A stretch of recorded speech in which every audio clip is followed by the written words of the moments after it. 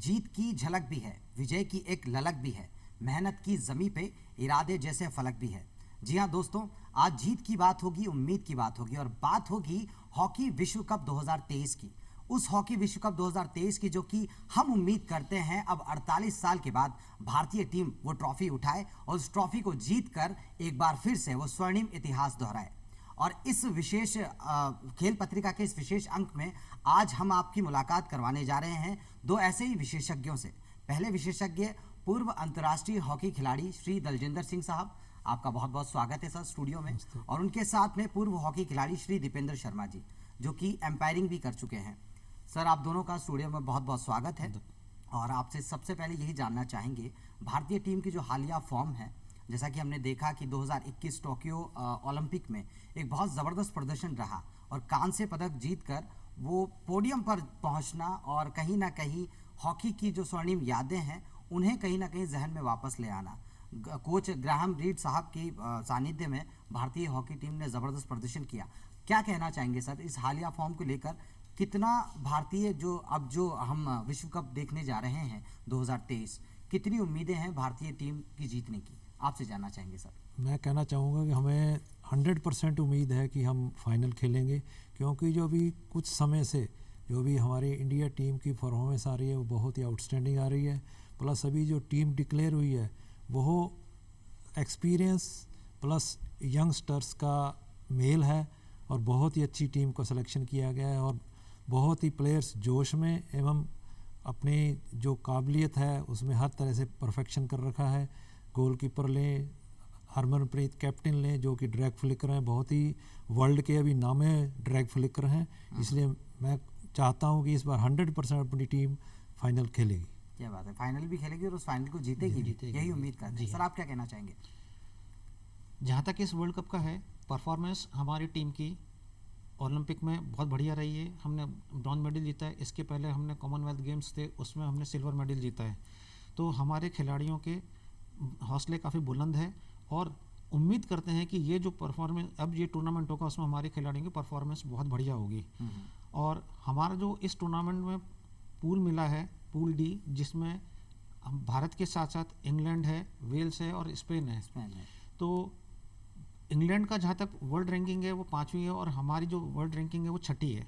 तो रैंकिंग में इतना कोई डिफरेंस नहीं है और जो हमारी अभी पास्ट परफॉर्मेंस चल रही है वो बहुत उम्दा चल रही है। उसको देखते हुए लग रहा है कि हम ये पूल आराम से क्वालिफाई करेंगे और पूल क्वालिफाई करने के बाद क्वार्टर फाइनल पहुंचेंगे। क्वार्टर फाइनल से ये टूर्नामेंट नॉकआउट हो जाएगा। तो उम्मीद कर रहे हैं कि पूल तो हम आराम से क्वालिफाई कर ही लेंगे और क्वार्टर फाइनल्स चूंकि ये अभी डिसाइडेड नहीं है कौन सी टीम क्वार्टर फाइनल में आएगी, कौन सी सेमीफाइनल में मिलेगी, पर उम्मीद की जा सकती है कि हमारी टीम का जो पास्ट परफॉर्मेंस है उसको देखते हुए कि हमारी टीम फाइनल खेलेगी और जीतेगी भी। जैसा कि आप बात बता रहे हैं, ग्रुप डी को लेकर जो 3 टीमें हैं, स्पेन है, वेल्स है और इंग्लैंड है, जो तीनों टीमें हैं वो तीनों टीमें कागज़ पे हालांकि काफ़ी मजबूत भी दिखाई पड़ती हैं। खासतौर से मैं पहले मुकाबले की अगर बात करूं जो 13 जनवरी को होने वाला है, स्पेन के साथ हम खेलने वाले हैं, उस मुकाबले की बात करूं सर, स्पेन की जो टीम थी, जो हम पुरानी स्पेन की टीम देखते हैं जिसका एक बहुत ज़बरदस्त दबदबा नज़र आता था, अब वो वैसी टीम नज़र आती नहीं है। तो क्या इसका फ़ायदा मिलेगा भारतीय टीम को? निसंदेह फ़ायदा मिलेगा। एक तो स्पेन की टीम थोड़ी कमज़ोर हुई है और दूसरी चीज़ हमारी टीम मजबूत हुई है और टीम जीतती है दूसरे की कमजोरियों के साथ साथ अपनी टीम भी खुद मजबूत हो। तो हमारी जैसे टीम में हरमनप्रीत सिंह जो कैप्टन है वो ड्रैग फ्लिकर बहुत बढ़िया है और आज की तारीख में जो गेम रह गया है उसमें आपको पेनल्टी कॉर्नर का कन्वर्शन प्लस फील्ड गोल के जो चांस मिल रहे हैं उनका कन्वर्शन अहम है। आप अगर इनमें महारत हासिल कर लेते हैं तो आपके जीतने के चांसेस बन जाते हैं। दूसरी चीज़ ये कि आप अपना डिफेंस भी मजबूत रखें। हमारी जो कमजोरी रही है ज़्यादातर वो रही है कि लास्ट के क्षणों में हम गोल खा जाते हैं, उस पर भी हमने काबू पाया है और उसको देखते हुए, इन सबको देखते हुए ऐसा लगता है कि इस बार हम पूल तो आराम से क्वालिफाई करेंगे ही करेंगे, हम विनर भी रह सकते हैं। बिल्कुल सर, ये उम्मीद से भी मैं ये जानना चाहूँगा, एक कोच की भूमिका आपकी रही है, अंतर्राष्ट्रीय स्तर के आप खिलाड़ी रहे हैं सर। मैं आपसे ये क्वेश्चन तो आपसे हो गई, लेकिन साथ में एक सवाल और होगा। एक दबाव जो एक खिलाड़ी महसूस करता है अंतर्राष्ट्रीय स्तर पे, जब पूरे 125 करोड़ लोगों की उम्मीदें आपसे होती हैं, सर उस दबाव को किस तरह से आपको खेलना चाहिए, उस दबाव को कैसे झेलना चाहिए? उस दबाव को हटाने के लिए कुछ तो भी जिसका म्यूज़िक में शौक़ है म्यूज़िक सुने, अपनी अटेंशन दूसरी तरफ रखे, प्लस जोश भी रहता है। अभी जैसे इंडिया में हो रहा है तो अपने दर्शकों का पूरा सपोर्ट रहेगा, जिसकी वजह से अपनी टीम और ज़्यादा जोश से खेलेगी। बिल्कुल। और उससे बहुत फ़र्क पड़ेगा। और इसको दबाव को दूर करने के लिए अपने आप को थोड़ा सा फ्री माइंड करके दूसरी चीज़ों में लगा के, प्लस कंसंट्रेशन भी ज़रूरी है कि हमको स्पेन से मैच खेलना है, क्या स्ट्रेटजी होगी, उनके प्लेयर कौन कौन से अच्छे हैं, उनको कैसे रोका जाएगा, उनका प्लेंटी कॉर्नर कैसा है, वो क्या स्ट्रेटजी अपनाते हैं, वो कौन सा प्लेंटी कॉर्नर का वेरिएशन करते हैं। तो वो सारी चीज़ें देख के उस चीज़ को अपना आगे बढ़ेंगे। और मैं चाहूँगा कि हर मैच इम्पोर्टेंट है। आजकल के जो जितनी भी टीमें वर्ल्ड कप में सब बराबर हैं, किसी भी टीम को हल्का नहीं लेना चाहिए और शुरू से ही लीड लेके और अपने आप को अपर हैंड रखना चाहिए। और बाई चांस अगर गोल हो भी जाए, और इसमें हॉकी में होता गया कि पहले के 5 मिनट और लास्ट के 5 मिनट जब तक टीम सेट नहीं होगा, इसलिए पहले के 5 मिनट जब स्टार्ट ही होता है गेम, उस टाइम टीम को ध्यान रखना चाहिए कि वो पूरे कॉन्फिडेंस से प्लस सतर्क होके खेलें।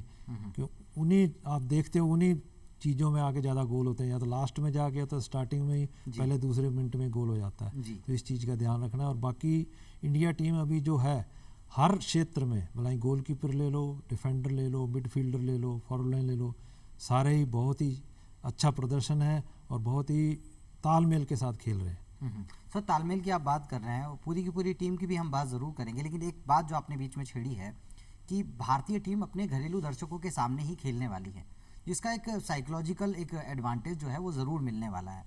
लेकिन सर, साथ ही साथ हमें ये भी देखना होगा कि जब हम इस तरह के विश्व स्तरीय खेल को खेलते हैं, न सिर्फ जैसे कि आपने बताया कि मानसिक दबाव को हटाने के बाद शुरू के 5 मिनट में अपना आपको दबदबा एक बनाने की कोशिश होनी चाहिए, और आखिरी के, जैसा कि आपने बताया कि आखिरी के मिनटों में खेल को ढीला नहीं छोड़ना चाहिए। सर, मैं आपसे ये जानना चाहूँगा, एक कॉम्बिनेशन की बात हम करते हैं, कॉम्बिनेशन किस तरह का होना चाहिए टीम का, आपसे जानना चाहेंगे सर। सर, कॉम्बिनेशन जो है आज की तारीख में, जैसे भारत और पाकिस्तान पहले 5-3-2-1 से खेला करती थी, और आज की तारीख में ये कॉम्बिनेशन कोई सी भी टीम खेलती नहीं है। अब सारी टीमें यूरोपियन स्टाइल की हॉकी खेलती हैं, और हमारे जो कोच हैं मिस्टर ग्राहम रीड, ऑस्ट्रेलिया से हैं, उन्होंने भी इसी को तवज्जो देते हुए कि फॉरवर्ड में 4 रखेंगे या 3 रखेंगे, डिफेंस के जो मिडफील्डर हैं वो 4 रखते हैं, और डिफेंस की जो टीम है वो हम डिफेंडर्स भी 4 रखते हैं या 3 रखते हैं। तो ये सामने वाली टीम, जिससे इंग्लैंड है, वेल्स या स्पेन है, उसकी टीम का क्या फॉर्मेशन रहता है उसको देखते हुए ये डिसाइड किया जाएगा। गोलकीपर तो खैर मस्ट है ही, उसके लिए तो उसमें तो अपन चेंज कर ही नहीं सकते। बाकी जो ये लाइन है ये इसी हिसाब से रहेगी। और जहाँ तक मैं समझता हूँ कि फॉर्मेशन जो है अभी हमारा वो बहुत बढ़िया है, और बाकी टीमों से जो मैच होते रहेंगे उसके हिसाब से एडजस्ट होते रहेंगे। और ये तो ड्यूरिंग द गेम जो है उसमें भी चेंज होते रहते हैं। उसके अलावा जब से हॉकी में रोलिंग सब्स्टिट्यूशन आया है, तो उसके हिसाब से भी हमें बहुत बेनिफिट मिलता है। अगर हम टाइमली और स्ट्रेटेजिकली उसको रोटेशन करते हैं प्लेयर्स का, तो बहुत बढ़िया रहेगा। ना तो प्लेयर्स पे दबाव बनता है, और दूसरा थका हुआ प्लेयर बाहर जाके नया जो एनर्जेटिक प्लेयर है वो अंदर आ जाएगा और अपनी परफॉर्मेंस भी बढ़िया दे सकेगा। बिल्कुल सर। सर, इस कॉम्बिनेशन की बात करते हैं, और एक पूरी की पूरी फहरिस्त इस टीम की जब हम बात करते हैं, गोलकीपर कृष्ण बहादुर पाठक साहब, उनके साथ PR श्रीजेश जी जो कि कहीं ना कहीं प्रोविज़न में हैं, उनके साथ डिफेंडर्स की बात। तो सर, सबसे पहले गोलकीपर्स की हम बात करते हैं, क्योंकि थ्रू आउट द मैच अगर हम बात करें कि जो सबसे बड़ा जिम्मा, जो आखिरी, मैं कह सकता हूँ कि आखिरी स्टॉपेज जिसको हम कह सकते हैं, कि जहाँ हमारी उम्मीदें हैं वो बढ़ जाती हैं, और कहीं ना कहीं सामने वाली टीम को कहीं ना कहीं शिकस्त देने में बहुत मजबूत या अहम भूमिका बन जाती है। गोलकीपर की हम बात करें, सर क्या लगता है अभी आपको? जो अपना कृष्ण बहादुर पाठक है जी, वो बहुत ही आउटस्टैंडिंग खेल रहा है, और शूट आउट्स में भी वो दूसरे गोलकीपरों से वर्ल्ड में नंबर 1 चल रहा है। आपने कई मैच देखे होंगे जो उन्होंने शूट आउट्स में जाने के बाद इंडिया टीम को विजय दिलाई, कम से कम 3 सेव किए, और वो अपनी टीम को आगे गया। और प्लस गोलकीपर का अच्छा होना बहुत ज़रूरी है, क्योंकि हर टीम ट्राई तो करेगी, और अगर गोलकीपर अपना बेहतरीन खेल नहीं दिखाएगा तो वो कहीं ना कहीं गोल खाएगा। तो इसलिए अपना गोलकीपर अभी की टाइम में बहुत ही आउटस्टैंडिंग गेम खेल रहा है, और मुझे पूरी उम्मीद है कि ये उसी उम्मीद पे खेलेंगे और इंडिया टीम को जीत दिलाएंगे। बिल्कुल सर, यही उम्मीद 135 करोड़ हिंदुस्तानियों को भी होंगी कि डेफिनेटली वो जीत मिले। मैं सर आपसे जानना चाहूँगा, डिफेंडर्स की हम जब बात करते हैं, खुद कप्तान साहब भी डिफेंड करते हैं, जैसा कि आपने बताया ड्रैग फ्लिकर का जो एक भूमिका है वो निभाते हैं। जर्मनप्रीत सिंह हैं, उनके अलावा सुरेंद्र कुमार जी हैं, वरुण कुमार हैं, अमित रोहिदास हैं जो कि उप कप्तान भी हैं, और नीलम संजेश एक्सेस हैं। तो उनकी मैं बात आपसे करता हूँ, तो ये डिफेंडर्स किस तरह से आप देखते हैं? जहाँ तक डिफेंस का ताल्लुक है, अभी हरमनप्रीत सिंह का बहुत बढ़िया परफॉर्मेंस चल रहा है, और ड्रैग फ्लिकर तो हैं ही जो कि पेनल्टी कॉर्नर स्पेशलिस्ट भी हैं हमारी टीम के, और इनका परफॉर्मेंस बहुत बढ़िया है, टैकलिंग इनकी बढ़िया है। साथ में अभी एक और चीज़ मैं आपको बतलाना चाहूँगा कि हमारे जो हॉकी इंडिया के प्रेसिडेंट हैं मिस्टर दिलीप टर्की, वो अपने टाइम के बेहतरीन डिफेंडर हुआ करते थे। बिल्कुल। तो इन सब का कुछ ना कुछ फ़र्क तो पड़ेगा ही टीम पे।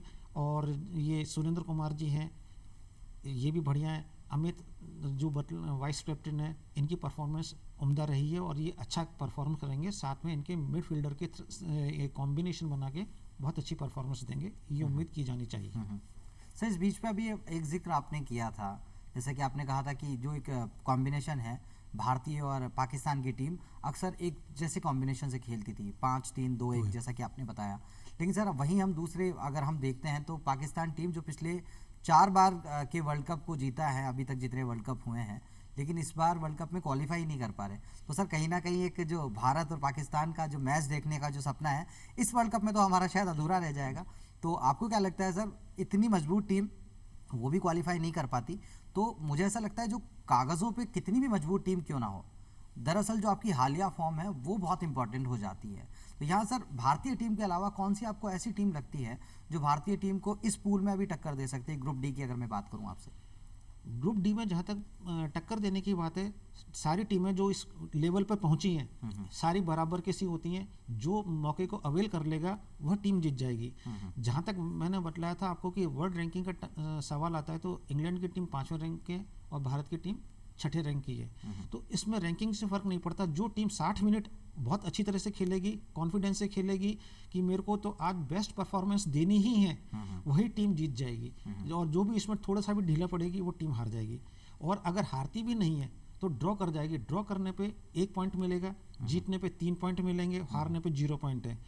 अब सवाल आता है कि आप क्वार्टर फाइनल के लिए तभी क्वालिफाई कर पाएंगे कि जब आप टॉप पे रहते हैं। बिल्कुल। आप अगर टॉप पे रहते हैं तो आप डायरेक्ट क्वार्टर फाइनल में पहुंच जाएंगे। जो टॉप टीम चारों पूल की रहेगी। जी हाँ, तो हर पूल की जो टॉप टीम है वो तो डायरेक्ट क्वालिफाई कर जाएगी क्वार्टर फाइनल के लिए जी। पर बाकी 4 टीम क्वालिफाई करने के लिए वो क्रॉस टूर्नामेंट मैचेस खेले जाएंगे। ए और बी के सेकंड और थर्ड की आपस में टीमें खेलेंगी। इसी प्रकार सी और डी की जो टीमें हैं जो सेकंड रही हैं और थर्ड रही हैं सेकंड रही हैं, ये आपस में खेलेंगी। इससे 4 टीमें आएंगी जो कि क्वार्टर फाइनल में पहुंचेंगी। तो सर रणनीति की आप बात कर रहे हैं और कहीं ना कहीं आप जो खेल का फॉर्मेट है वो तो समझा रहे हैं, लेकिन उम्मीदें और कैसे, जो उम्मीदें इतनी बढ़ सी गई हैं, जैसा कि हालिया प्रदर्शन हमें देखने को मिला है भारतीय टीम का, तो सर आपसे हम यही जानना चाहेंगे कि हालिया इस प्रदर्शन को लेते हुए और आगे की रणनीति के साथ साथ उम्मीदें कैसे और जो है उन्हें परवान चढ़ाना होगा, उसमें सबसे बड़ी चीज़ तो यह है कि अपने हरमनप्रीत जी हैं वो ड्रैग फ्लिकर हैं, और वो अभी जो प्रो लीग हुआ था उसमें वो हाईएस्ट स्कोरर थे। उन्होंने प्रो लीग में टोटल 18 गोल किए थे। तो इसलिए उनसे भी उम्मीद है कि जितने भी प्लेंटी कॉर्नर मिलेंगे वो 100% गोल होगा। प्लस आकाशदीप, उसकी अभी हैट्रिक थी अभी ऑस्ट्रेलिया ट्रिप के अंदर, और अभी जो इन्होंने pro league plus Australia trip किया था वो भी काफ़ी अभी वर्ल्ड कप के लिए बहुत बेनिफिशियल रहेगा। एक्सपीरियंस हुआ है इनको, और प्लस जो अपने फॉरवर्ड लाइन है वो भी बहुत तेज़ रहा है और अपने को फील्ड गोल भी करके देंगे। इसी उम्मीद के साथ भी अपनी टीम फाइनल खेलेगी और जीतेगी। मतलब उम्मीदों का जो कारवा है वो बढ़ता सा चला जा रहा है, लेकिन ये टीम डिजर्व करती है जीतना, ये टीम डिजर्व करती है वो चमचमाती हुई ट्रॉफी अपने हाथ में उठाना। सर यहाँ दीपेंद्र सर से मैं जानना चाहूँगा, रणनीतियों की जब बात की जाती है, और जैसा कि हमने अभी तक डिफेंडर्स की बात की है, गोलकीपर साहब की बात की है, मिडफील्डर्स की जब बात की जाती है, मनप्रीत सिंह हैं, उनके साथ हार्दिक सिंह है, नीलंकता शर्मा है, शमशेर सिंह हैं, विवेक सागर प्रसाद हैं, आकाशदीप सिंह, जैसा कि सर ने बताया, सर इनकी भूमिका कितनी बढ़ जाती है, क्योंकि कहीं ना कहीं जीतने के लिए अल्टीमेटली आपको पूरे टीम का प्रदर्शन चाहिए। क्या कहना चाहेंगे सर? जैसे मैंने आपको जिक्र करा था कि फॉरवर्ड आज की तारीख में हमारे 3 खेलते हैं, पहले 5 होते थे, 5-3-2-1 के हिसाब से। अब हमारा जो मिडफील्डर है वो 4 और डिफेंडर है वो 4 के हिसाब से करते हैं।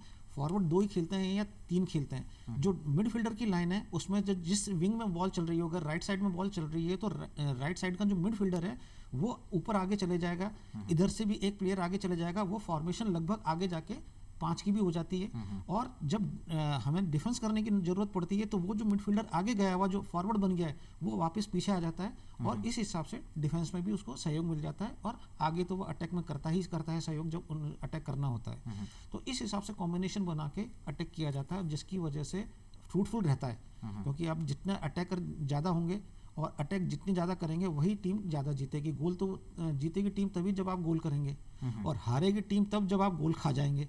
तो इसलिए पूरे अटैकर का भी उतनी ही रेस्पॉन्सिबिलिटी है जितने की डिफेंडर्स की होती है। यानी आपने जो मूल मंत्र दे दिया है कि attack is the best form of defence. अगर सबसे बढ़िया तरीके से अगर आप डिफेंस करना चाहते हैं तो उससे सबसे अच्छा है कि आप अटैक कीजिए। जी हाँ। इससे क्या है कि सब दूसरी टीम भी वो प्रेशर में आ जाती है, वो डिफेंस में लग जाती है, वो अटैक करना भूल जाती है।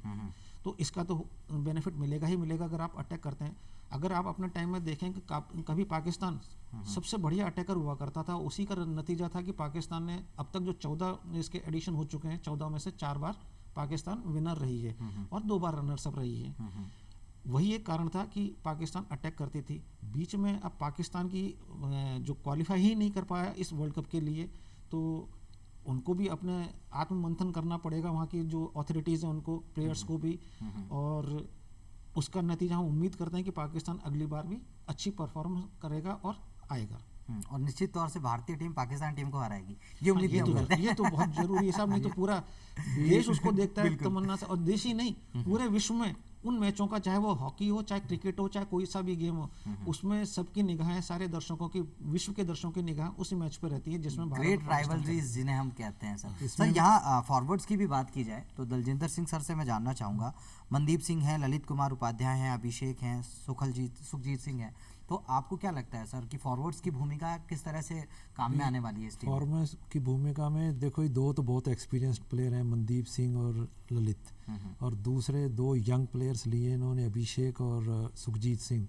अभी यूरोप टूर में इन्होंने, जो ऑस्ट्रेलिया का टूर ट्रिप लगा था, इन्होंने बहुत अच्छी परफॉर्मेंस दी है और ये एक्सपीरियंस फॉर यंग का मिक्सअप है और बहुत ही बेहतरीन खेल रहे हैं और उम्मीद है कि ये आगे बहुत अच्छा खेलेंगे और फील्ड गोल करके टीम को बढ़त दिलाएंगे, क्योंकि फील्ड गोल होना बहुत ज़रूरी है। जितना अपन अटैक ज़्यादा करेंगे, फील्ड गोल होंगे तो अपनी टीम और ज़्यादा अच्छे से खेल पाएगी, प्लस अपने डिफेंस पे प्रेशर कम आएगा, क्योंकि जितना आप अटैक करेंगे दूसरी टीम दबाव में रहती है, और अगर अपन दबाव में रहेंगे तो आप कितना भी डिफेंडर अच्छे हों, कभी ना कभी गलती होती है, पेनल्टी कॉर्नर मिलेगा। तो इसलिए attack is the best defence, ये तो है ही। जी सर, और मैं दीपेंद्र सर से भी ये जानना चाहूँगा कि कहीं ना कहीं जो टीम का एक कॉम्बिनेशन, जैसा कि आप बार बार बता रहे हैं, और उसे वेरी करना भी ज़रूरी है, उसे यूटिलाइज पूरे तरीके से करना बड़ा ज़रूरी है।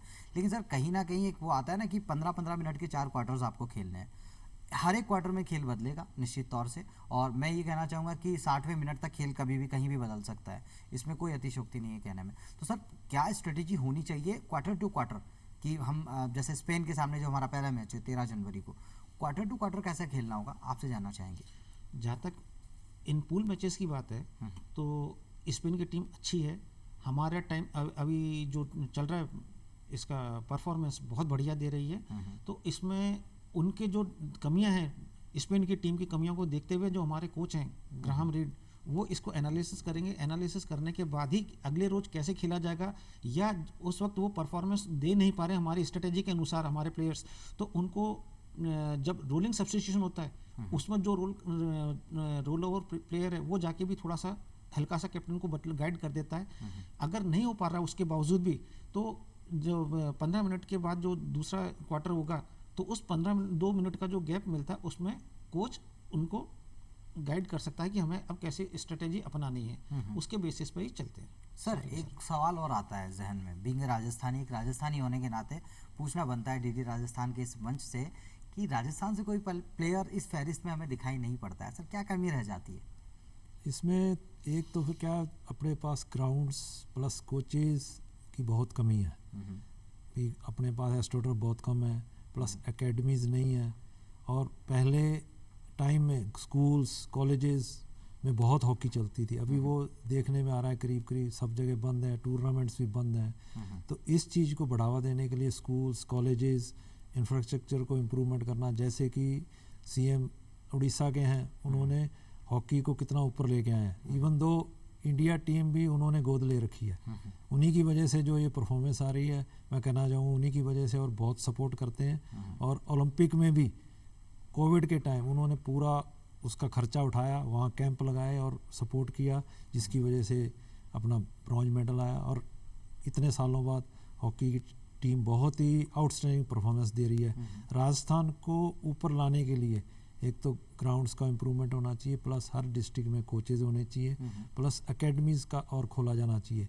पंजाब ले लो, हरियाणा ले लो, यूपी ले लो, सब में एकेडमीज़ बहुत हैं। उड़ीसा ले लो, उड़ीसा में भी एकेडमीज़ बहुत हैं, और ग्रास रूट से चलते आ रहे हैं, तो उससे इंडिया को भी फ़ायदा होगा, प्लस राजस्थान का भी इम्प्रूवमेंट होगा। सर, मैं आपसे इस समय एक बात और जानना चाहूँगा, जो एक क्वेश्चन मैंने सर से पूछा था कि भारतीय दर्शकों के सामने घरेलू मैदान पे इस तरह का भव्य आयोजन होने जा रहा है, एक मनोवैज्ञानिक लाभ तो मिलने वाला है ही, साइकोलॉजिकल एक जो एडवांटेज है उसके मिलने की तो हम बात करते ही हैं। दर्शकों से भी आप क्या कहना चाहेंगे? दर्शकों का प्रेशर ज़बरदस्त रहता है, और ख़ास तौर से घरेलू दर्शकों का प्रेशर खिलाड़ियों पर ज़बरदस्त होता है। उनके सामने एक ये रहता है कि मुझे अपना बेस्ट परफॉर्मेंस देनी है, और थोड़ा सा भी इससे जब कमी आती है तो वो घबरा जाता है। तो अपना तो यही रहेगा दर्शकों से, कि घरेलू दर्शकों से, कि वो हतोत्साह न करके खिलाड़ियों को चीयर अप करें, मनोबल बढ़ाएं, जिससे कि वो अपनी बेस्ट परफॉर्मेंस दे सकें।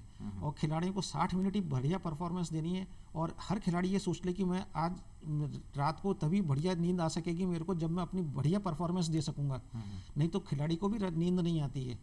हर खिलाड़ी को, चाहे वो किसी भी लेवल का, अगर वो बढ़िया परफॉर्मेंस नहीं दे पाता है तो उसकी भी नींद उचटती है, वो थकान महसूस करता है, प्रेशर में आ जाता है।